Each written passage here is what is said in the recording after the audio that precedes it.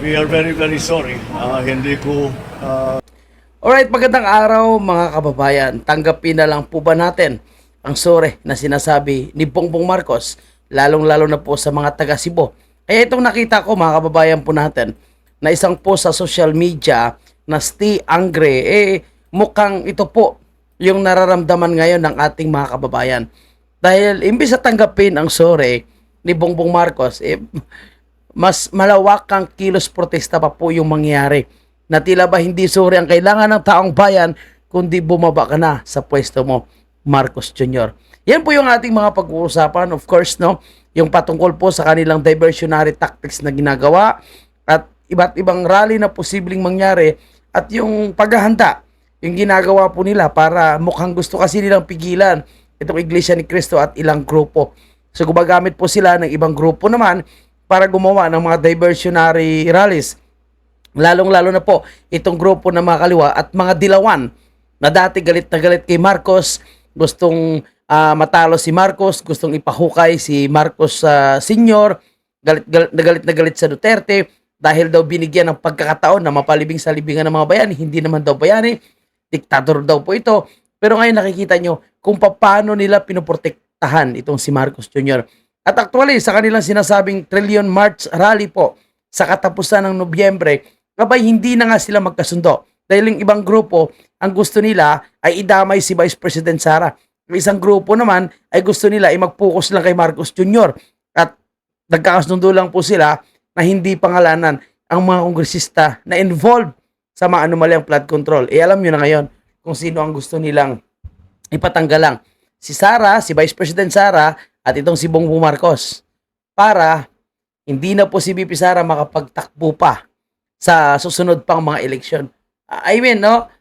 Impeachment, ombudsman, so yun po yung kanilang mga plano.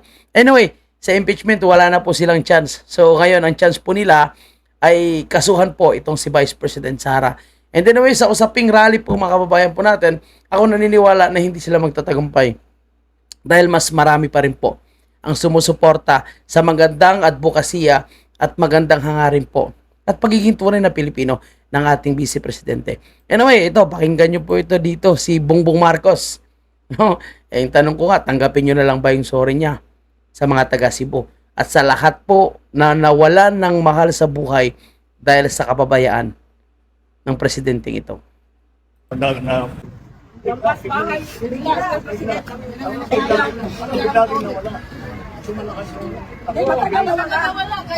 Grabe yung mga taga Cebu, galit na galit. Kahit yung mga bata, parang gusto na ang sapakin itong si Marcos Jr. mga kababayan. Dahil sa sobrang galit nila. Dahil ang pera, lalo na nung nalaman nila na 26 billion pala, tangina yung budget yan sa flood control na yan. Nanggigigil po yung mga tao, nasaan po yung 26 billion na yan. And ngayon itong si Gwen Garcia at itong si Pambari 4 ay nag-aaway na. No? Dahil sinasabi ni Pambari 4, may kinalaman daw sa mga maanumal na flood control itong si Gwen Garcia. Yung sabi naman ng isa, wala akong pakialam dyan. Dahil national government yung nagpapa-implement.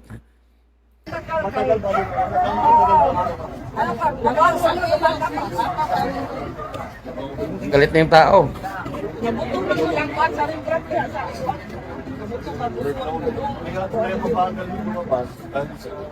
sasabay sa kayo. Nasabay siya, nasabay. Sabay sa kayo. So, kahit tubig po, halos hindi sila makapamigay.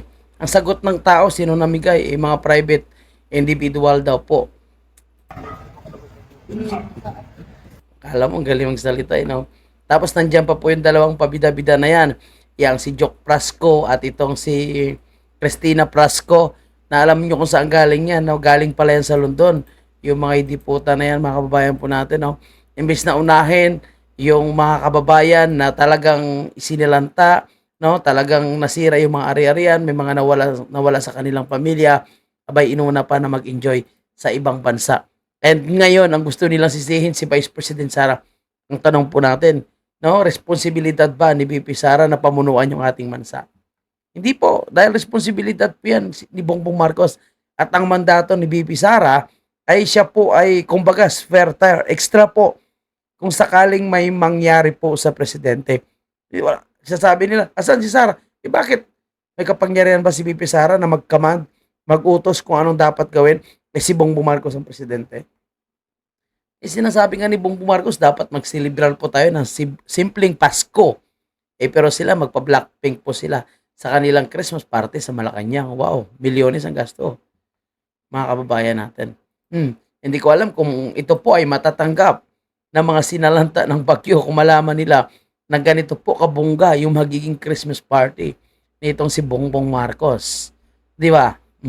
Anyway, sa mga naghahanap kay BP Sara, hindi nyo na kailangang hanapin po si Vice President Sara dahil nandyan na po yung ayuda. After na itong kalamidad, nandyan na po yung tulong na ipinadala ng ating Vice Presidente. Hindi naman siya kailangan kung tutuusin. Kasi bakit? Nandyan si Marcos Jr. Of course, may nasikaso rin po siya na kanyang tatay na sana po makalabas na ito para hindi na po kailangan magbiyahe si BP Sara.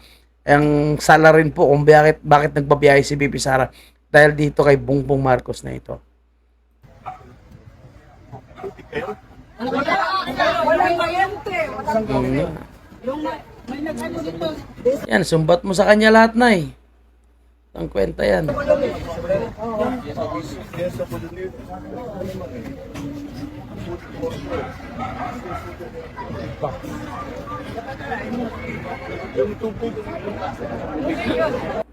Ay nako.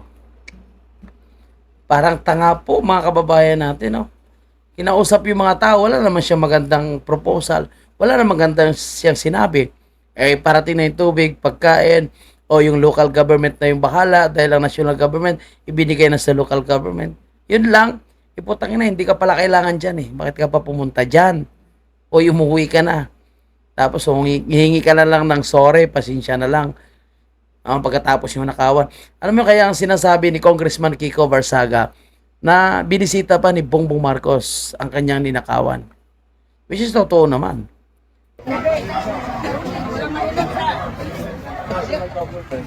Binibigay namin sa local government. Silang alam natin mga congressman, mga mayor, ang marunong. Prasko, tango rin. Mukhang may jet lag pa galing sa ibang bansa. Saan po top dadalhin? So, ayan, nasabi na nila si Kong, saka kay Mayor, saka kay Secretary, ano na nila kung saan ang pinaka-importante, lagi yung sinasabi, water. Parating lahat yan. Pero unang-una, mabuhayin muna namin ngayon, pagkain at saka tubig. Salamat. Pinaka-importante naman, Mr. President. Adi ka malina ko mo. Bibilisan na namin, padiliin na namin. Okay. Salamat. Nako po mga ma'am sir, gutom yung aabutin nyo. Budol na naman yan si Bongbong. We are very, very sorry. Very, very sorry daw po. Ang sagot ng mga taga Cebu, wag ka na magpaparte. Ibigay nyo na lang sa amin lahat yan. Kasi dami na pong namatay. Itong sagot pa ng mga taga Cebu. Galit pa rin kami. Hindi ko, siyempre lahat kami nalulungkot dahil napakataas ng ating casualty figures. At ito, karamihan talaga ay dinala ng tubig. Dahil sa laki ng tubig, dahil sa bilis ng parating ng flash flood. Gulat talaga kayo dahil unang-una hindi naman kayo humanda. Pangalawa, hindi ka naman po, Bongbong Marcos, nakipag-meeting sa mga ahensya ng gobyerno. So ang sinabi lang ng iyong tagapagsinungaling na si Claire Castro, araw-araw ka naman ka-monitor. Anong minumonitor niya? Diba? So magulat talaga kayo dahil hindi kayo naghanda. So ngayon lang po sila naghahanda dito sa parating na malakas na bagyo. Kasi nga, Luzon ang tatamaan. So pag Visayas at Mindanao, walang pakialam si Bongbong. Nasabi sa atin, ang pinaghahandaan ng mga LGU officials was a storm surge. Storm surge. Siyempre lahat i-considera mo po yun. Lalo na wala po kayong flood control na pinagawa. Yung papasok galing sa dagat. Pero ang talagang nangyari, flash flood naman. Iba yung nangyari. At hindi natin napaghandaan dahil iba. Diyos ko, mga kababayan natin. Hindi talaga napaghandaan kasi hindi po kayo nag-meeting, Bongbong. Ngayon lang po kayo nagbi-briefing pagkatapos na ng matinding kalamidad. So, paano kayo makapaghanda? Hindi kayo nag-uusap. Tapos yung inaasahan po natin na rescuers from Armed Forces of the Philippines, busy naman po sila. sa pagtitraining dahil may parating daw po na gera. Grabe yung mga utak ng mga to, no? Pera pa rin ang kanilang iniisip sa gitna ng kalamidad. Kasi pag may gera, may pera. Gera, may pera. So, tingnan mo. Si Browner busy daw po ngayon sa pagtitraining ng mga kasundaluhan para kayang i-hold ng 30 days kung sakaling atakehin po tayo. Of course, no? Sino ba yung default na gustong awayin tayo? So, China. Gusto na makipaggera sa China. 30 days, isang bomba lang yan. Ubos tayo lahat. Diba? So, dapat ito yung tinutukan nila, yung pagre-rescue. At yung mga kano naman na sinasabing counterpart po natin, sinasabing makakatulong para sa search and rescue. No? Wala naman po, hindi naman dumarating. Wala tayong maaasahan sa gobyerno ni Bongbong Marcos hanggat hindi po talaga siya napapalitan, hanggat hindi siya umalis. Wala tayong maaasahan. Ilang kalamidad na po yung dumating. Ano ba yung ginawa nilang preparation? Ano pa yung ginawa nilang paghahanda? Wala po. Paulit-ulit na mangyayari yan, mga kababayan. Yung nangyari sa Cebu, posibleng mangyayari yan sa Lunes. Yung in-expect natin. But anyway, nangyari na. We will be... Diba? So, sabi niya, nangyari na.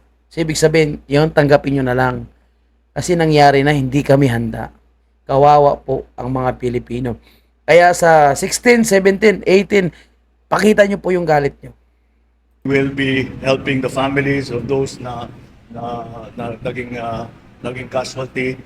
We will Anyway, mga kababayan po natin na, okay na yan, Bong. Sawa na kami sa iyo, ha?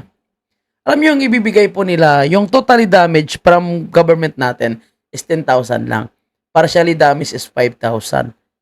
Anong maitutulong po ng 10,000 at 5,000? Anong mabibili niyan para at least kahit pa paano makapagsimula po sila ng panibagong buhay na naman. For example, na-was out yung bahay, bigyan mo ng 10,000. Anong mabibili ng 10,000, Bongbong Marcos? Partially natanggal yung bubong, bigyan mo ng 5,000. Ang 5,000, kaya po ba yan na ipapagawa ng bubong? Wala po eh. Tapos, million, billion, trillion po yung pinagnanakaw nyo sa taong bayan. Tapos yung ibabalik nyo pagdating ng kalamidad, ganyan lang. Nung election, ang dami yung pera.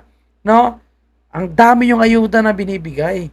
Kaya nga naintindihan ko nung nagsalita si Senator Bongo. Na nung sinabi ni Senator Bongo na ibigay nyo na po yung ayuda. Ibigay nyo na agad ang agarang ayuda para sa ating mga kababayan. Naintindihan natin kasi nga po, nakita niya ang sitwasyon. Kahit Senator Bato, nakita niya po yung sitwasyon. Diba? Kaya nakakagalit talaga, mga kababayan natin, na ang gobyerno natin, puro salita lang. Ang ganda ng press conference ni Claire Castro, no? Nagbibigay tayo ng ganito, 50 million dito, 50 million dito, 50 million sa Cebu. Ilan yung na-damage? 5,000 ba yung nasiraan ng bahay? So, magkano lang po yun? Diba? And then, kukurakotin pa. Kaya kawawa po. Kaya, una ko sa atin lahat na mga kababayan natin, huwag po kayo papayag na talagang maulit at maulit ito dahil sa pagpapatakbo ni Bongbong Marcos na walang kahandaan sa anumang dumarating na sakuna sa ating bansa at hinahayaan na lang na namamayagpag po ng corruption. Okay, so jump on tayo dito, lipat tayo sa ating panibagong topic, mga kababayan. Iwanan muna natin itong si Bongbong Marcos. Siguro po, Ito napaka-importante po ito, mga kababayan. Dahil ito po sana yung magtuturo at magdidiin kay Martin Romualdez. Pero anong ginagawa nila? Diversionary tactics. Sabi nga ni Senator Marcolita, gumagawa sila ng scapegoat para matakasan ang kanilang pananagutan sa pagnanakaw sa kaba ng bayan. Imagine mo, si Saldico, gusto pang palabasin na inosente. Gusto pang palabasin na biktima. Biktima daw po siya. May banta daw po sa kanyang buhay. Tanginang yan. Ang dami mong bodyguard, 90. Ang dami mong pera. Ang dami mong sariling eroplano. Hindi mo kayang protektahan ng buhay mo sa sinasabing nagbabanta sa'yo. At di ba, kung may nagbabanta man, yan ang sabi ng kanyang abogado, kung may nagbabanta man, mga kababayan natin, dito po kay Saldico, napakasimple lang. Pangalanan niya. Pangalanan niya. O kaya ibigay niya po sa kanyang abogado kung sino yung nagbabanta sa kanyang buhay. Eh kung may nagbabanta man, isa lang yung iisipin ko eh. Yung pinaka-boss niya na posibleng ituturo niya. Kasi kung kakanta siya, magsasalita siya, siyempre dalawa lang man yan yung kakanta niya eh. Yung nasa itaas siya at yung mga nasa ibaba niya. Yung mga nakikinabang doon sa insertion, doon sa mga flood control, no, na pinagkukunan nila ng porsyento. And take note po mga kababayan natin ha, yung porsyento na kinukuha nila, hindi basta-basta. Yung original o sinasabing SOP is 10%. Sa kanila talagang 25%. E ano pang matitira sa proyekto dyan? Kaya ito po yung dinadanas ng buong Pilipinas ngayon tuwing magbaha. Kasi po, ang flood control ay hindi pinagawa. E binulsa. Plus yung mga kung ano-ano pang paninira sa ating kalikasan, kabundukan, na ang iba ay pagmamayari pa ng mga magnanakaw din na politiko. O ito, pakinggan natin muna, Senator Marcolita, mga kababayan natin. Ginawa nga ba yung mga flood control project ng tama? Kagaya ng ibang tulay na bigla na lang bumabagsak kapag dinaanan ng medyo mabigat na truck. Yan. Eh ito, super typhoon eh. Sana naman Alam nyo, nakakatakot yan. Kami ha, mga kababayan natin, sa ngayon, maghahanda na po kami, magbabalot-balot na po kami. Kasi ang isa po sa tatamaan is NCR. NCR at Central Luzon. So kami po nasa Central Luzon. Bulacan po kami, kaya maganda na po yung laging handa, no? Mahirap na, kagaya ng sinasabi ni Bongbong Marcos, nagulat kasi kami. Nagulat kasi hindi kayo nagmi-meeting. hindi na maging super pagka naglandfall. Pwede ba yun? Pwedeng mangyari na pag naglandfall, halimbawa, naghunos dili yung bagyo. Bagyo. Nakita na siguro na, teka muna, mukhang mas lalo namang malalagay sa balag ng alanganin ng bansang ito. Marami ng kasipayuan na dinulot namin eh. Ano kaya? Kung ang pag-uusapan po ay forecast. O kaya naman ano kaya kung luminya yung mga contractors, pumunta lahat sa baka mamaya yung mga contractors na may kinalaman sa flood control, halimbawa, magsakripisyo sila na tumayo sila doon sa baybayin ng tatamaan ng super typhoon na to. Ay, baka nga, ano? Baka mahiya ang bagyo pagka nakita sila, hindi ba? Siguro sa akin naman palagay yan, pag kung aamin yung mastermind dito, baka mapahinuha pa yung bagyo, yung super typhoon. Ang problema, ang mastermind pa yata yung hindi tatamaan nito sapagkat wala sa rito sa Pilipinas. Nako po, wala sa Pilipinas ang mastermind. So ito matagal ko na sinasabi, mga kababayan. Simula nung sinasabing magpapagamot itong si Martin Romualdez, alam ko wala siya sa Pilipinas. Kaya yung narinig natin na sinasabing makipag-meeting itong si Tito Soto or Tuta Soto, Ping Lacson, kay Martin Romualdez before magkaroon ng pagdinig sa Senate Blue Ribbon. No, alam ko, duda ako na drama-drama lang nila. Mukhang gusto rin nila kasabihin, nandito talaga si Martin. Pero nasaan na ngayon? Anino ni Martin, hindi natin nakikita. Diba? Yung lagi nangangako na marami tayong pang-aayuda. Nasaan na ngayon? 1 billion. Maraming salamat kay Speaker. Yung nagsabing maraming salamat kay Speaker, may AX, may tupad, may MAEK, ano pa? Na lahat galing daw kay Speaker. Putang ina nila, parang galing sa pera nila, no? Ngayon, kasama sa kinasuhan, itong si Congressman Luistro. Sana yung mga yan, makukulong yung mga yan. No, marami pa silang mga alipores, yung mga maiingay, si Abante, Chihuahua, Valeriano, no, na, wala, yung Manila kasi, mga kabayan po natin, mukhang si Isko, nag-meltdown. Balik tayo dito kay Senator Marcolita, mga kabayan natin. So, nakaalis na ba? Talaga naman, oo. Kaya naman sa ngayon, kaya hindi natin may alisin ang usapin sa flood control dahil sa tuwing paulit-ulit na ipinaalala sa atin ang kalikasan sa pamagitan ng pagdating ng maraming kalamidad. Yes. Pangunahin na yung mga bagyong malalakas na yan para sa ganun malantad ang katotohanan na pinagsamantalahan ng bansang ito ng marami nating mga kababayan na kung tawagin sila ay mga honorables. Naku po. Di ba? Oho. Ano po ang kahihinat Aba, natin? alam mo, sila pa ngayon ang akala mo walang kasalanan eh, di ba? Ay, Para namang hindi mo nakikita sa social media eh. Pilit na iniiwas, pilit na isinisinsay, pilit na inililigaw. Kunyari, ito yung daanan ng bagyo, di ba? Ang sabi mo, ang landfall niya is sa pagitan ng Isabela at saka Quezon. ng Aurora po. O, ng Aurora. Opo. Oh, malapit ang Quezon dyan eh, magkatabi yan eh. Biglang nilagay sa Surigao. Eastern Seaboard din yun eh, di ba? Alam mo yun eh, sapagkat dahil siguro sa laki ng nagawang kasalanan, siguro yung iba, maaaring paunti-unti ay tinatamaan na rin ang kanilang mga konsensya, sa hiya, gumagawa ng paraan. Para sa ganun, yung totoo mapagtakpan. Yan ang nangyayari ngayon eh. Ito ang mas lalong kakilakilabot. Ginawa mo na nga ito sa bansa mo, nagkasala ka na sa bansa mo, Nagtago itong pa. naging kahihinatnan, kamatayan ng maraming Pilipino.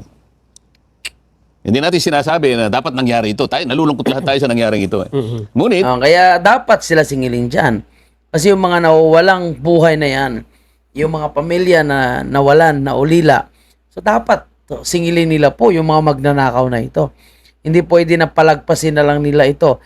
Ika nga, justice para sa mga kababayan nating na biktima ng baha dahil po sa mga magnanakaw na ito. Ito literal po na sila yung dapat singilin. Kasi hindi naman po mangyari yung mga ganitong klaseng kalamidad kung pinaghandaan po ng mga gobyerno natin. Kung pinaghandaan po o ginawa lang po nila yung mga flood control na dapat ipagawa. And then, ito na ngayon. Dapat na maningil, dapat na sila singilin. Asa na sila ngayon? Wala na, nasa ibang bansa na. Tapos pilit pa ilihis ang isyo. Tapos itong si Bongbong Marcos na nagperma ng pinaka makontrobersya, maanumalyang pagnanakaw sa pondo mo lang 2023, 24, 25, nakita naman kung magkano, ilang bilyon, 11 billion, 12 billion, 13 billion, insertion ng House of Representatives. Kasi yan ay ginagamit ni Martin Romualdez na panunuhol doon sa kanyang mga kalyado. Ngayon na bulaga siya. Ngayon na bulgar na siya. Useless po. Nagnakaw siya para lang idiin, para lang ipatanggal si Bibi Sara. Pero God is good. Talagang hindi siya nagtagumpay. O tingnan mo ngayon, dalawa sila sa Sardico, mga mastermind yan. Sila ngayon yung nawalan. Sila ngayon yung nagtatago. Nasaan na po yung mga kasabot nila? Yung ibang mga kongresista, congresswoman, ng ibang bansa na rin. Dahil nabulgar din yung kanilang pagnanakaw. Diba? So ito yung sinasabi ni Bibi Sara, na yung karma dili magsaba. And tama yung sinasabi ni Senator Marcolita. Pilit nila nililihis ang isyo at pilit nila nililinis ang pangalan ng mga mastermind. Ping Lacson at si Tota Soto. Ang ICI na yan. Si Claire Castro. Diba? Lagi nilang sinasabi, kung may ebidensya kayo, laban kay Speaker, ilabas nyo. Doon lang po tayo sa ebidensya. Doon lang po tayo magbase kung ano yung ebidensya na mayroon tayo. Again, ito. Tingnan nyo ito, mga kababayan natin. Sabi dito ni Claire Castro, sa ngayon, lahat po na nababanggit na pangalan ay dapat ituring na inosente. Inosente, ha? They should be presumed innocent until proven guilty. Let us go where the evidence led us. Yung problema, ang ebidensya ay tinatago. So, ano pang sundan natin? may koneksyon eh. Totoo. May koneksyon eh. Kaya nga, sinasabi natin, ang dami nating mga opisina na may kinalaman dyan. Meron Tama. tayong Civil Defense Authority yata yun. O ano na yung sa Civil Office Defense? of the Civil Defense, OCD. O, Office of the Civil Defense. Meron tayong NDRRMC. Ito yung mga ginagamit ng mga pangunahing mga ahensya para sa ganun, mamitigate man lang, ma-prevent, ma-minimize yung epekto ng ganitong kalamidad. DPWH, sila may kasangkapan para sa ganun ay makapaghanda ang mga tao, mga komunidad, DSWD sa mga provision na kakailanganin kung sakasakaling lumala ang problema. Pero hanggang ngayon yung kasapatan na yun, nasira lahat yun sapagkat malala ang epekto ng kalamidad sapagkat yung mga ipinundar na mga proyekto na ang layunin ay pigilan, imitigate ang resulta ng lahat ng ito, lalong nagpalala. Ngayon, sinisikap nila ngayong ilihis sa pangyayari na para bang walang nangyari. Kamukha din sa Cebu. So sinasabi na hindi naman ito yung Hindi- ano, hindi ang naman dahilan problema. ito, tsaka ganyan.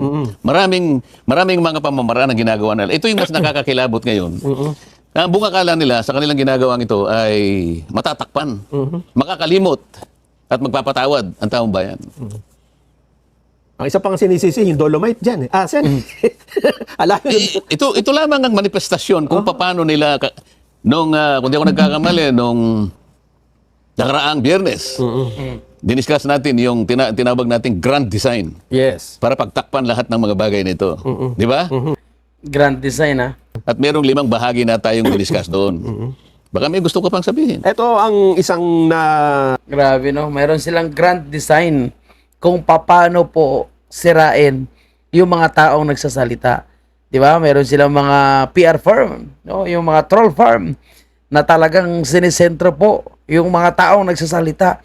And tingnan nyo kung paano nila gusto patahimikin lahat ngayon. Tingnan mo si Congressman Kiko Barsaga, gusto nilang ipatanggal.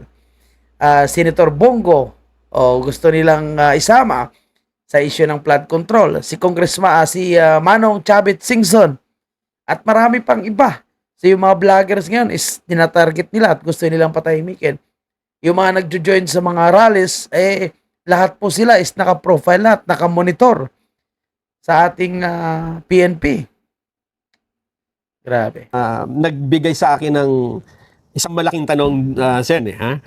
May pahayag ang ICI, yung mismong chairperson nito, si dating Justice Andres Reyes Jr. Ang sabi niya, nananawagan ng ICI sa publiko. Kasi hindi namin, etong sabi niya, Sen, ha? Hindi namin ma-connect. Ay, yung mga DPWH official na nagkutsabahan para magkaroon ng mga ghost project at irregularidad, anomalya. Hindi daw nila ma-connect ang DPWH sa sino mang mga proponent, wala silang ma-connect. So, ibig sabihin, wala silang ebidensya, Sen. At ang kanilang panawagan, Sino Ayan, bago natin puntahan si Senator Marcolita, paano kasi nila maikukunik yan? Kasi nga, lagi may kulang. Kasi kapag nababanggit yung pangalan ni Martin Romualdez, wala na, tigil na po sila.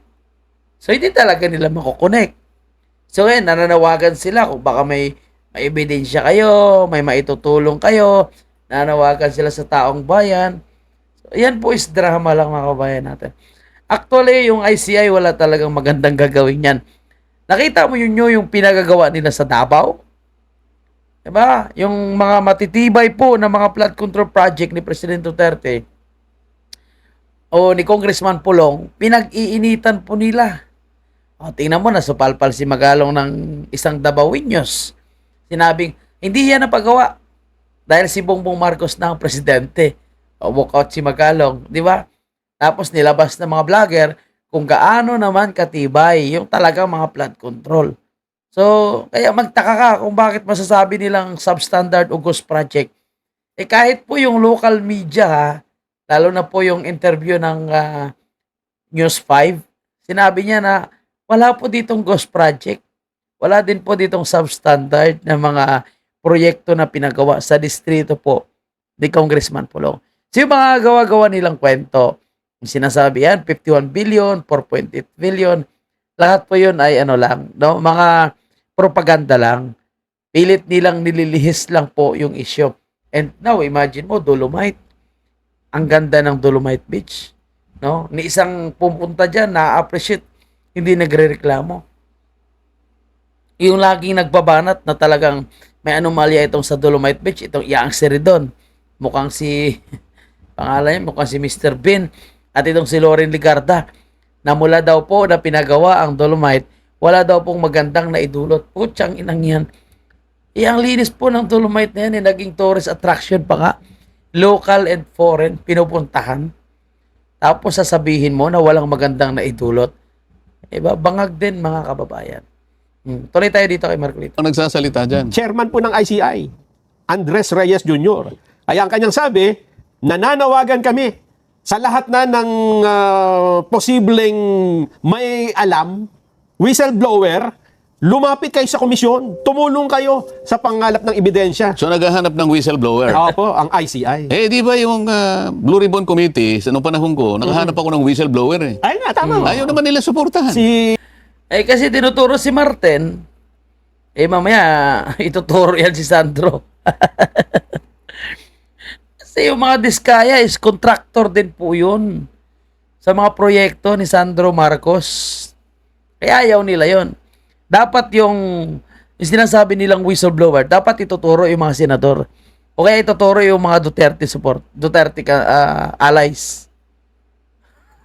una nun, yung mag-asawang diskaya. Oo, yun lang kasi ang paraan. Mabuti na lang, ngayon, nararamdaman ng ICI yung hirap kung paano kumonekta. Kung totoong nahihirapan sila, hindi ko sinasabing nahihirapan. Oo. Kung totoong nahihirapan sila na i-connect yung isang opisina sa isang proponent, nasa sa inyo yun di ba?